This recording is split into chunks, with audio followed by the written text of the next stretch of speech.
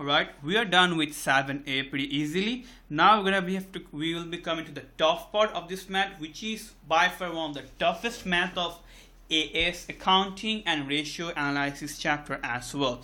So look in the question, it says that creditors are threatening to withhold supplies of inventory unless Adnam reduces his debt to them. And Adnam proposes 3 different actions, and we're going to have to write the impact of these actions on this particular table. But before writing the impact, we need to do some rough. We need to do a rough maths to find out the effect of these 3 actions on current asset and current liabilities. And for that, we're going to need an extra paper, which I have with me one right now. And I'll advise all of you to take an extra paper for rough and do it with me and try to follow up. Alright, so what is action 1? We're gonna be going through one by one each and every action. So action 1, the effect of action 1.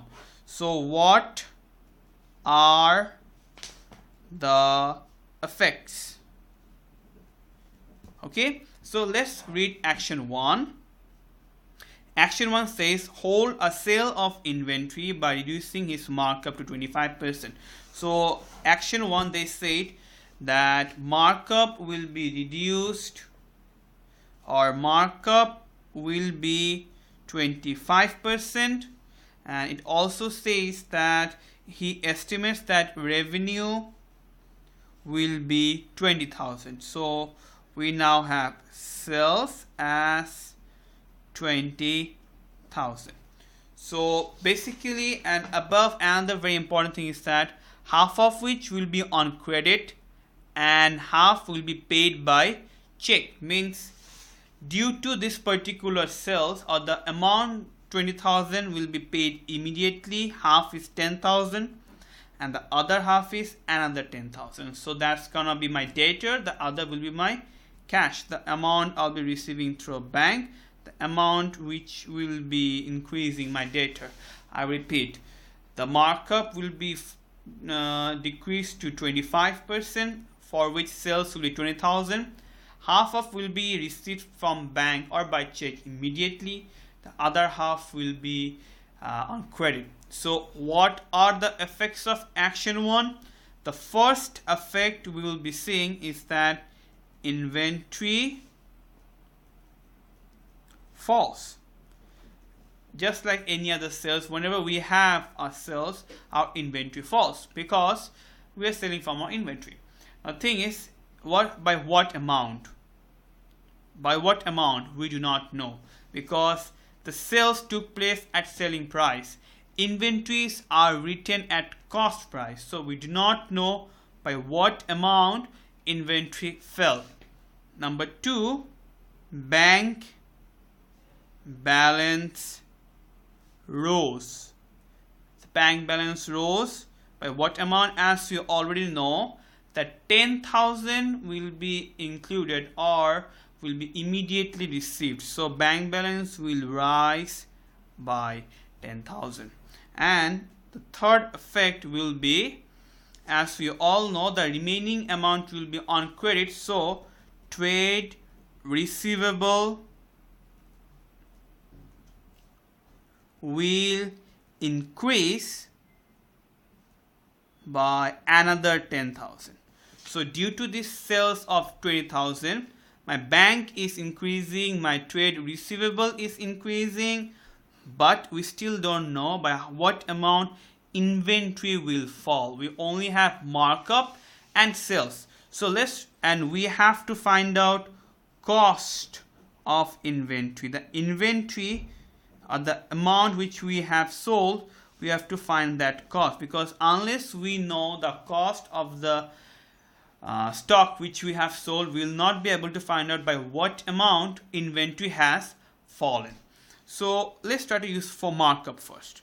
So markup, as per the given information, is 25%, and markup means profit by cost and into 100%, as we all know the formula of markup. Now we neither know the profit nor know the cost, so this particular formula in this case is quite useless at the moment. But we have this one basic, but we can convert markup to margin. Remember, we did that in last math in job costing. If markup is A by B, margin will be A divided by A plus B. So markup in this math is 25%, that is 25 by 100. So margin will be 25 by 100 plus 125 equals to 25 by 1. Sorry, it's going to be 25. 125 divided by 1 by 5.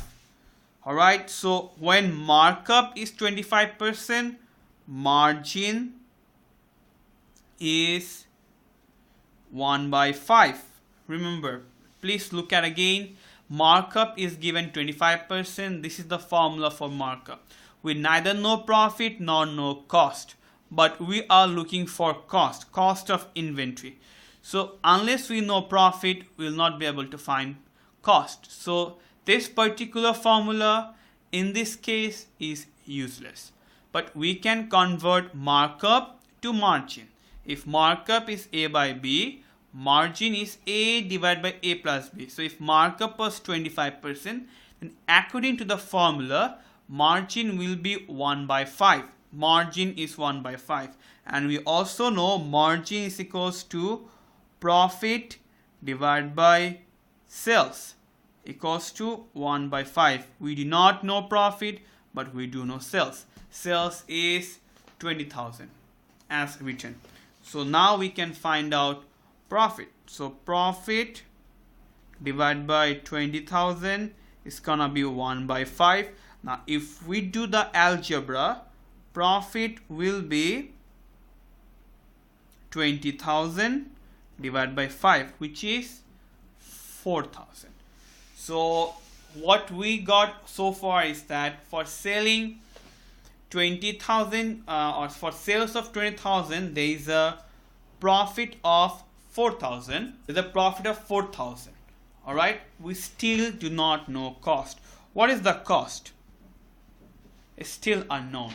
Let's go back to a formula of class 6 where we studied selling price is equals to cost price plus profit. It was a basic formula which we have done in arithmetic of class 6 and 7, or I guess most of you did. We can also write this formula as sales equals to cost plus profit. In this particular math, sales is 20,000. Look back, sales is 20,000. So we're going to write here 20,000. Cost is still unknown. Profit is 4,000, which we have just found out. See, profit is 4,000. So let's put the value of sales, or we just put the value of sales and profit over there. So cost will now be 20. Let's do the algebra again. So cost will now be 20,000 minus 4,000 equals to 16,000. So due to action 1, my sales will increase by 20,000, for which bank balance will rise by 10,000, trade receivable will rise by 10,000, and inventory will fall by 16,000. Why 16,000? Because the goods which are sold at a lower markup, the cost of those goods is 16,000, which we just found out using a very long and a lengthy boring procedure. So the effect of action 1 is inventory falls by 16,000, bank balance rises by 10,000, trade receivable increases by 10,000. Bear with me, it doesn't end here. We have to work a lot harder. Now, what is the effect on current asset and current liabilities? We cannot conclude the net effect of asset and liability right now, because current asset comprises not just of bank or inventory, it comprises of inventory, trade receivable, and bank as well. So what we will be doing, this is something quite new. I won't call them new, but something you're gonna have to do this math. Otherwise, you will not be able to solve it. Alright, so let's write the current assets from the given formula or the given information. Again, current assets, if you look at there, are the inventories, trade receivable, as we all know. So let's write inventory, which we all know was 37,000, and trade receivable was 13,000, which we already know. Now bank will be 0. Why bank is an asset, but in this case it's gonna be 0? Because we have a bank overdraft. Please look at the question. We have a bank overdraft, so it falls on current liabilities. Please bear with me, this is a very tough math. I'll repeat again. To find out the net effect on current asset and current liability, we found out what is the effect of action 1 in all the figures, but we have to find out the net effect. To find the net effect, we have to compare the new value of the assets with the old one to fill up this particular table, which is the main answer script. Alright, so the current liabilities before action 1, we are doing the current assets before action 1. The current liabilities were trade payable, which is 35,000, and bank overdraft is 5,000. Okay, so there were no other, if you look at the question again, there were no other current liabilities or assets. These were the only assets and the only liabilities before action 1 took place. So the effect, so let's find out total current asset, which is 50,000, total current liability, which is 40,000. All right, so now let's look into the effect of action 1. This is getting boring, this is getting lengthy, bear with me, it's helpful. First thing we have seen is that inventory falls by 16,000. So if this was the inventory before action 1 took place, and if inventory falls by 16,000, so your new inventory will be 37,000 minus 16,000 is equals to 21,000. Alright, and we also know that trade receivable will increase by 10,000 because half of the sales will be on credit. So my trade receivable will increase by 10,000, which will be 23,000. Okay, though bank balance is 0 because bank is not an asset in this particular case. Why? Because we have a bank overdraft. I repeat, we have a bank overdraft. And go back to your previous rough page, you will see that the second effect was bank balance rose by 10,000. So over here our bank balance rose by 10,000. We're gonna give a negative sign here, negative 10,000. Why negative 10,000? This is bank overdraft. It's already negative. Now when we add or when we deposit more money into our bank account, what really happens is that the negative amount or the overdraft 5,000 will first be paid off, and the remaining amount will be a current asset. I'll repeat again. For example, your bank value is minus 5,000. This is a completely different rough. I'm just doing this to make you understand. It means, so bank overdraft will be 5,000 because bank balance and bank overdraft are completely two different terms. So if we bank overdraft is 5,000, and because we're giving more money or depositing more money, the bank overdraft will fall, will decrease. That's why we're going to minus 10,000. if there were no bank overdraft bank over here, then we would have given plus 10,000. So please don't make things complicated. This is bank overdraft. Due to deposit of bank account, it's going to be minus 10,000. So the value will now then be minus 5,000. Now the thing is, if, I repeat again, if, remember, see, bank is minus 5,000, that means bank overdraft is 5,000. Likewise, if bank overdraft is minus 5,000, that means I don't owe any money to the bank. So bank balance will now be 5,000. These are completely different terms. So after additional money, my bank overdraft is minus 5,000. Means my bank balance will be 5,000. And there will not be any overdraft. So it's gonna be 0. And trade payable will be as always as it used to be, 35,000. Now if I add up all the current assets, I'll be getting 44 and 44,000. I'll be getting around 44 and 5,000, 49,000. That will be my total current asset, and my total current liability new current liability will be 35,000. So now let's compare total current asset or new current asset with the old one.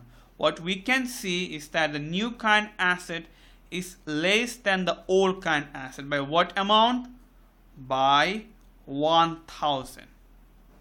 That's the decrease in current assets. So in our table, we're going to write minus 1,000 because current asset has fallen by 1,000 units. In trade current liabilities, we can see that the old current liability was 40,000 and the new current liability is 35,000. So the decrease in current liability is also 5,000. So in the table, we're going to be writing minus 5,000 because current liability fell by 5,000 pounds. This is a very lengthy and a boring and a tough math. Thanks for bearing with me. This is how we find answer for action 1. Now let's move to action 2. Right, in action 2 it says that he's gonna offer a trade receivable at 31 March a cash discount of 10%. He estimates that trade receivable of 5,000 will accept the offer. Means a total debtor of 5,000 will be paying him back after discount of 10%. So let's work with that. Alright, so as you know the question now, so let's try to find out, let's ask the basic question, which is what are the effects of action 2? Right, so what are the basic effects of action 2? As we have seen that first of all, trade receivable will be falling. Since some people will be paying us, some debtor will be paying back. So trade receivable will fall by 5,000 because 5,000 worth of debtor will be actually using or taking the benefits or are expected to take the benefits of 10% cash discount from Adnam.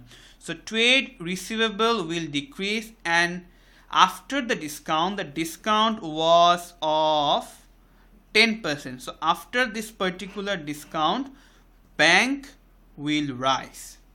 Bank will increase. Why bank will increase? Bank will increase because they will be receiving money from the debtors. So Adnam's bank will increase. By what amount? That is the crucial part. Bank will increase by what amount? 5,000? No, he's receiving a discount. Debtors will be receiving a discount. So bank will not be increased or will not increase by 5,000 pound due to action 2. but by what amount? That's the main question. Remember, he offered a 10% discount. So if debtor owes 5,000, so after, what is the discounted amount? After the discount, that will be the amount which the debtor will be paying, right? That's the discounted amount or discount amount. So what is the discount amount? Which is 10%. So minus 10% of 5,000, that will be 5,000 minus 500, and the answer will be 4,500. So due to action 2, trade receivable will decrease by 5,000 and bank balance will increase by 4,500, because that is the amount which debtor will be paying after receiving the discount. Therefore, in the table we're going to be writing, as I've just showed you, that trade receivable will fall by 5,000. So current asset will be minus 5,000, and current liability, and as you know, bank will increase by 4,500, and in the bank account is the overdraft. Remember, over there was an overdraft, bank overdraft. So when bank is deposited or more money is deposited in the bank account, our current liability will fall because the bank is in overdraft. So bank will increase by 4,500, means bank overdraft or current liability will decrease by 4,500. Please, the whole math got complicated because the bank balance is an overdraft in this particular math. This is where the catch of this particular math is. I repeat, due to action 2, trade receivable will decrease by 5,000. So we wrote minus 5,000, and bank balance increased by 4,500. Bank balance was an overdraft 5,000. So when we deposit money, bank overdraft falls. And when bank overdraft falls, current liability falls. That's why we write minus 4,500. Alright, now let's move to the action 3. In action 3, he says that pay trade payables value at 12,000 less 5% cash discount. So Adnan wants to pay back his creditors. Alright, so okay, let's do that. So when it comes to action 3, what are the effects? First of all, he's paying back money. Alright, so trade payable will fall. So by what amount? By the total trade payable amount. He says that he will be paying back 12,000, or he will be paying back trade payable or creditor valued at 12,000. We know the discount part that will be affected on the bank, but trade payable will fall by 12,000 because 12,000 creditors will be paid back, or the dues will be cleared. So trade payable will fall by 12,000. Okay, and bank balance, as we all know, will also fall. Why it will fall? Because I'm paying back the money. But by what amount? That's something we don't know. Remember, we are paying back 12,000 minus the discount. Meaning we are receiving a discount from the creditor, and the actual amount which you'll be paying to a creditor is the amount after the whole discount. So after the discount, the amount left, we know the discount is 5% as per the information given in the question. So it's gonna be 12,000 into 5%. Let's do the algebra or the basic math. It's gonna be 600, and it will be 11,400. So after receiving the discount, we will be actually paying 11,400. So the bank balance will fall by 11,400. Now, what are we gonna write on the table? The thing is, first of all, bank we basically know is a current asset, but in this math, bank is not a current asset. As you can see, bank is an overdraft. So when we are paying someone, current asset is not affected because current trade payable is also a current liability, and bank in this math is an overdraft, is also a current liability. So in current effect or in current asset, there will be no effects. No, are you going to give here? 0. What is the effect on the current liability? Remember, I just told you that trade payable will fall by 12,000, means current liability